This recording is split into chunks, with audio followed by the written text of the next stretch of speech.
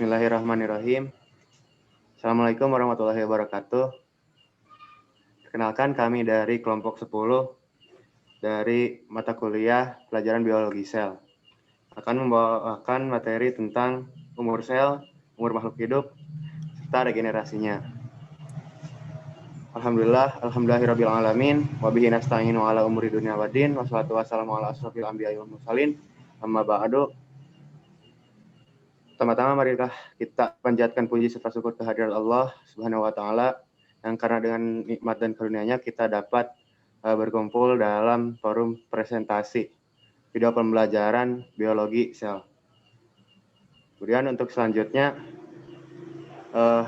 karena sudah dibahas sebelumnya tentang materi diferensiasi dan juga diferensiasi serta populasi sel, kemudian selanjutnya akan lanjut kepada pembahasan sekarang itu tentang umur sel, umur makhluk hidup, serta regenerasinya.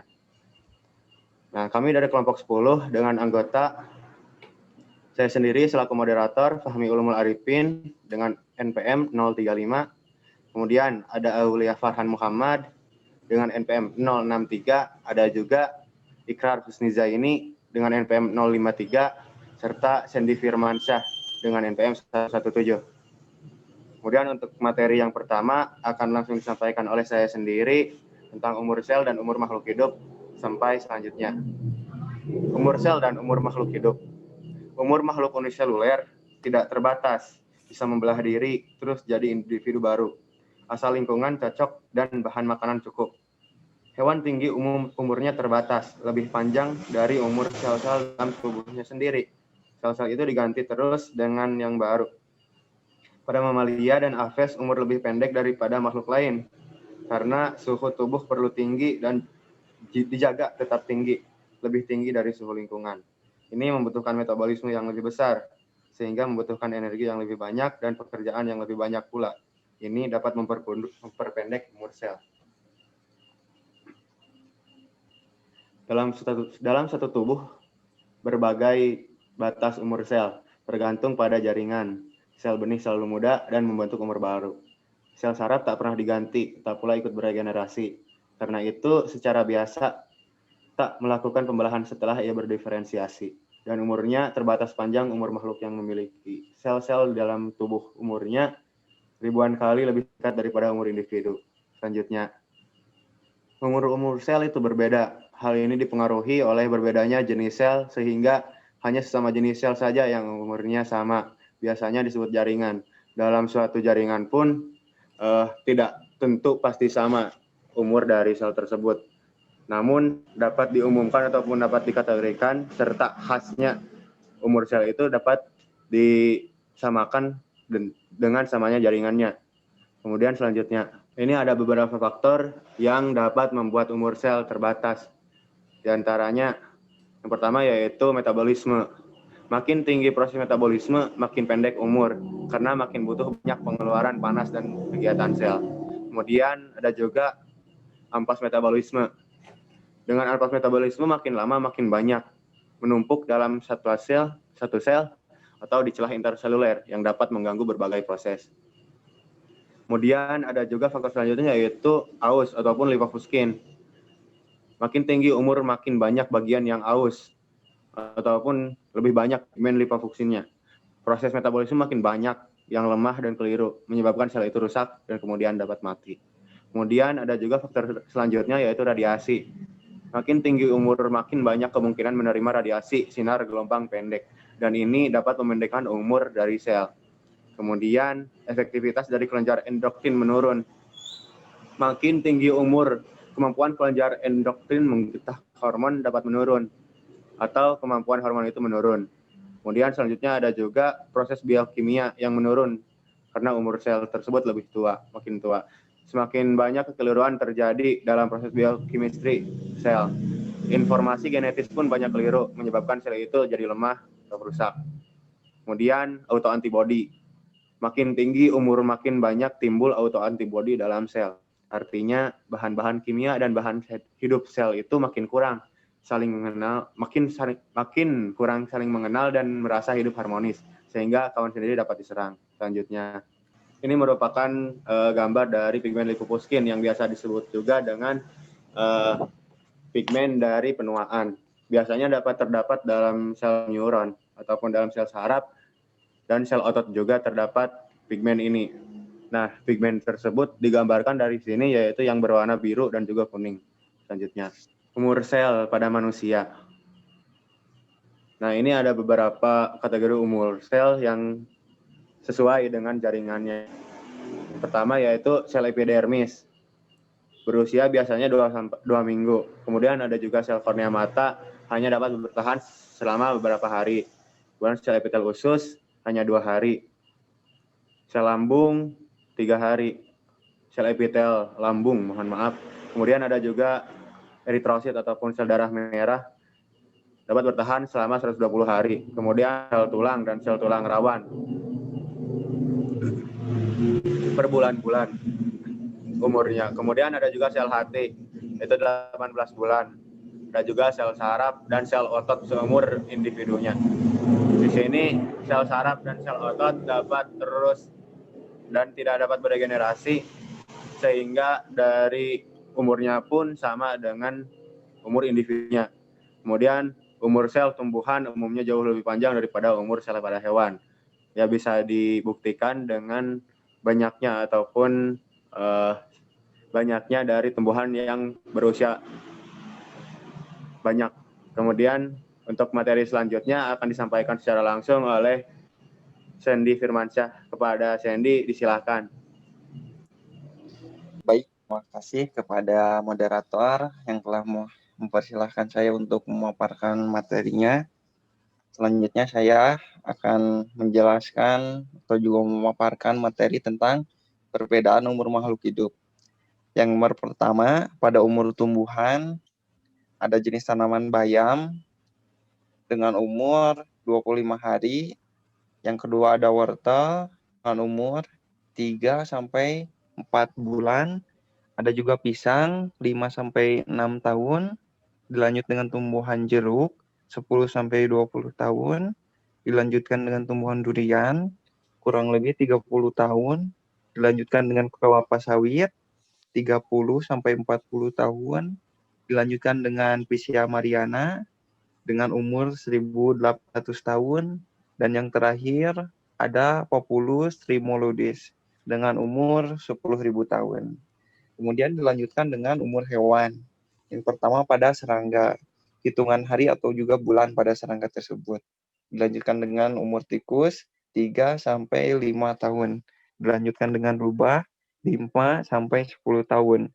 Dilanjutkan dengan kijang dengan umur 10 sampai 15 tahun.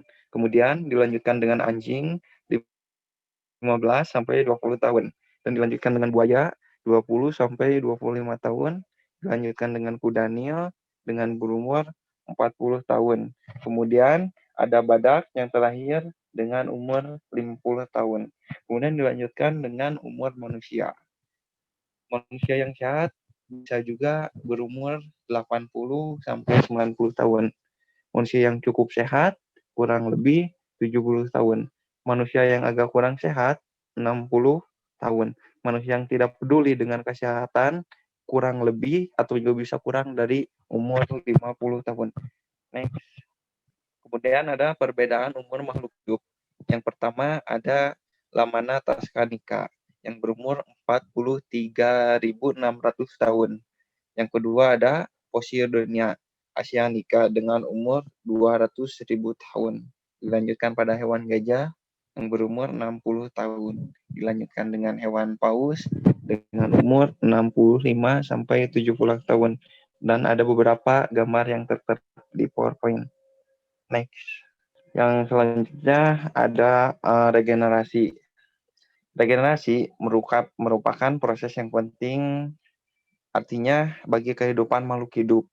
Tanpa regenerasi, maka tubuh organisme tidak akan ada yang sempurna. Dalam tubuh makhluk hidup terdapat kemampuan untuk melakukan regenerasi pada tingkat organ. Proses regenerasi yang efektif adalah masa embrio hingga masa bayi. Setelah dewasa, kemampuan regenerasi ini terbatas pada sel atau juga jaringan tertentu. Namun, tidak demikian dengan bangsa vertebrata dan reptilia tertentu. Kemampuan untuk memperbaiki dirinya sangat menakjubkan, hingga ia mencapai tahap dewasa. Kemudian regenerasi ini benar-benar sangat penting. Tanpa regenerasi tubuh organisme tidak akan ada yang sempurna. Next, adapun beberapa faktor yang mempengaruhi regenerasi tersebut. Yang pertama ada faktor temperatur. Faktor ini adalah peningkatan temperatur sampai titik tertentu maka akan meningkatkan regenerasi. Yang kedua ada faktor makanan. Tingkat regenerasi akan cepat jika memperhatikan aspek makanan. Makanan yang cukup dapat mempercepat membantu proses regenerasi. Yang terakhir ada sistem saraf. Sel-sel yang membentuk regenerasi baru berasal dari sel sekitar luka. Hal ini dapat dibuktikan dengan radiasi seluruh bagian tubuh, terkecuali bagian yang terpotong. Maka terjadilah regenerasi dan faktor yang menentukan macam organ yang diregenerasi. Adapun proses umum pada regenerasi ini. Yang pertama ada darah mengalir menutupi luka, kemudian membeku membentuk skem. Dilanjut dengan epitel kulit menyebar di permukaan luka, dilanjutkan dengan dediferensiasi sel jaringan sekitar luka, kemudian pembentukan blastema, kemudian ada profilarisasi, dan yang terakhir ada rediferensiasi. Adapun materi yang selanjutnya regenerasi pada makhluk hidup yang akan dijelaskan oleh rekan saya. Mungkin pemaparan dari saya dicukupkan sekian. Wabillahi taufiq wal hidayah. Assalamualaikum warahmatullahi wabarakatuh. Saya kembalikan lagi ke moderator. Terima kasih. Salam. Terima kasih kepada Sandy yang telah menyampaikan presentasinya. Kemudian untuk materi selanjutnya akan langsung dibawakan oleh Saudara Ikrar. Silahkan Ikrar, disilahkan. Terima kasih kepada Saudara Fahmi yang telah memberikan saya waktu untuk berbicara. Di sini saya akan menjelaskan tentang regenerasi pada makhluk hidup. Yang pertama ada regenerasi pada hewan. Boleh dilanjut slide-nya. Regenerasi pada hewan, contohnya ada regenerasi pada planaria.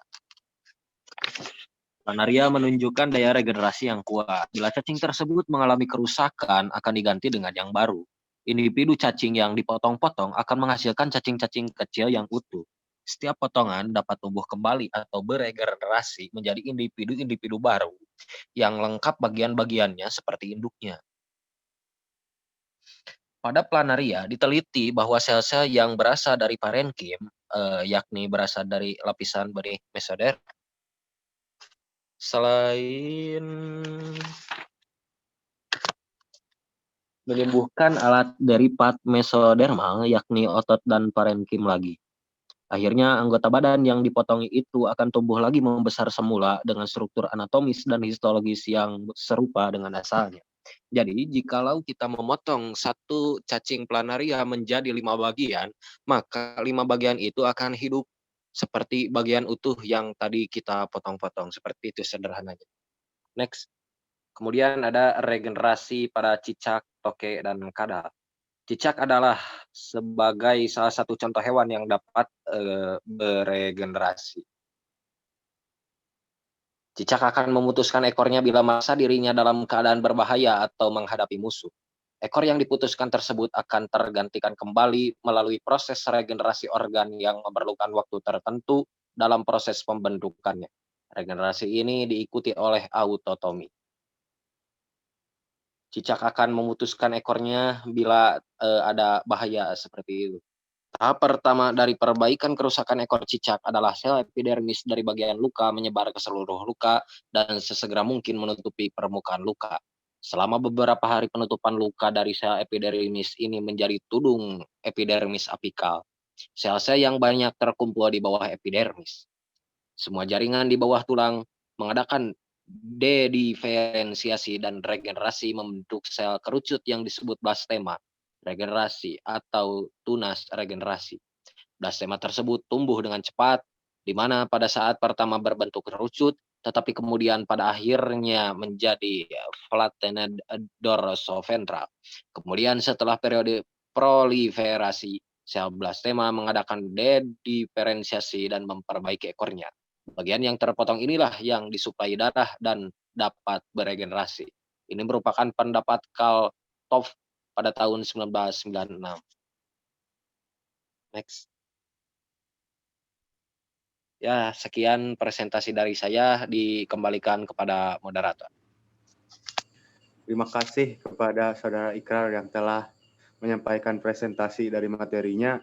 Kemudian untuk selanjutnya akan ada pemaparan materi dari Farhan. Silahkan kepada Saudara Farhan untuk menyampaikan materinya. Baik, terima kasih kepada moderator telah mempersilahkan saya untuk mempresentasikan tentang regenerasi manusia. Regenerasi manusia. Yang pertama, ada regenerasi tulang. Proses regenerasi tulang adalah proses penyembuhan pada tulang. Adapun tahap-tahapnya seperti berikut. Yang pertama ada inflamasi. Tahap inflamasi berlangsung beberapa hari dan hilang dengan berkurangnya pembengkakan dan nyeri. Terjadi pendarahan dalam jaringan yang cedera dan pembentukan hematoma di tempat patah tulang. Ujung fragmen tulang mengalami devitalisasi karena terputusnya pasokan darah. Tempat cedera kemudian akan diinvasi oleh makrofag, yaitu sel darah putih besar, yang akan membersihkan daerah tersebut. Terjadi hipoksia dan inflamasi yang menginduksi ekspresi gen dan mempromosikan pembelahan sel dan migrasi menuju tempat fraktur untuk memulai penyembuhan. Yang kedua ada proliferasi sel. Hematoma akan mengalami organisasi. Terbentuk benang-benang fibrin, membentuk jaringan untuk revaskularisasi, dan infarsi fibroblast dan osteoblast. Fibroblast dan osteoblast berkembang dari osteosit, sel endostel, dan sel periosteum akan menghasilkan kolagen dan proteoglikan sebagai matriks kolagen pada patahan tulang. Terbentuk jaringan ikat fibrus dan tulang rawan yang disebut osteosit. Dari periosteum tampak pertumbuhan melingkar. Selanjutnya, pembentukan kalus merupakan fase lanjutan dari fase hematom dan proliferasi mulai terbentuk jaringan tulang, yakni jaringan tulang kondrosit, yang mulai tumbuh atau umumnya disebut sebagai jaringan tulang rawan. Pertumbuhan jaringan berlanjut dan lingkaran tulang rawan tumbuh mencapai sisi lain sampai celah sudah terhubungkan. Fragmen patahan tulang digabungkan dengan jaringan fibrous, tulang rawan, dan tulang serat matur. Bentuk kalus dan volume dibutuhkan untuk menghubungkan efek secara langsung, berhubungan dengan jumlah kerusakan dan pergeseran tulang. Perlu waktu 3-4 minggu agar fragmen tulang tersebut tergabung dalam tulang rawan atau jaringan fibrous. Yang terakhir ada remodeling. Tahap akhir perbaikan patah tulang meliputi pengambilan jaringan mati dan reorganisasi tulang baru ke susunan struktural sebelumnya. Dalam waktu berbulan-bulan bahkan bertahun-tahun terjadi proses pembentukan dan penyerapan tulang yang terus-menerus. Lamela yang tebal akan terbentuk pada sisi dengan tekanan yang tinggi. Rongga medula akan terbentuk kembali dan diameter tulang kembali pada ukuran semula. Selanjutnya ada regenerasi pada tumbuhan. Regenerasi pada tumbuhan juga terjadi, contohnya pada tumbuhan tingkat tinggi. Pada tumbuhan tingkat tinggi diantaranya ada 2 jenis regenerasi, yaitu regenerasi rekonstitusi dan regenerasi restorasi. Yang pertama ada regenerasi rekonstitusi. Regenerasi terjadi pada jaringan embrionik dan prosesnya ada 2, yaitu rekonstitusi meristemasi. Pada fase ini jaringan dapat beregenerasi secara sempurna. Contoh, pada pemotongan ujung akar di sekitar daerah meristemasis, maka permukaan luka akan tumbuh jaringan meristematis sebagai penutup luka yang akan membentuk kalus dan membentuk akar adventif. Yang kedua ada rekonstitusi jaringan dewasa. Fase ini terjadi pada proses penyembuhan karena ada aktivitas pembelahan sel di dekat jaringan yang terpotong. Pembelahan secara periklinal dengan bagian yang terpotong akibat adanya pengaruh hormon luka. Menginduksi aktivitas kerja velogen, membentuk jaringan penutup luka atau kalus untuk membentuk akar atau daun. Contohnya, vena daun yang dipotong akan membentuk benang-benang yang akan menghubungkan sel-sel mesofil yang terpisah. Selanjutnya, ada regenerasi restorasi. Proses penutupan luka akibat adanya aktivitas jaringan kambium yang sifatnya embrionik, lalu membentuk kalus dan kemudian membentuk organ baru. Contohnya, batang dikotil yang dipotong-potong, maka tunas akan muncul di ujung apikal dan akar di ujung basal dengan polaritas tertentu. Tunas aksial akan tumbuh, namun apabila tunas tidak tumbuh, maka akan tumbuh primordial yang dorman. Ya, sekian dari saya kembalikan ke moderator. Baik, terima kasih kepada Saudara Farhan yang telah menyampaikan materinya. Mungkin untuk selanjutnya cukup sekian presentasi dari kelompok kami. Karena kelompok kami memang banyak kesalahan, mohon maaf. Dan karena kesalahan datangnya dari kami dan kebenaran hanya milik Allah Subhanahu wa Ta'ala. Mungkin apabila memang ada pertanyaan yang ingin ditanyakan, bisa langsung saja di chat PM kepada salah satu anggota dari kami. Kemudian untuk nanti akan dijawab pada pertemuan sinkronus. Selanjutnya mohon maaf dari kami apabila memang banyak kesalahan. Sekian, terima kasih. Assalamualaikum warahmatullahi wabarakatuh.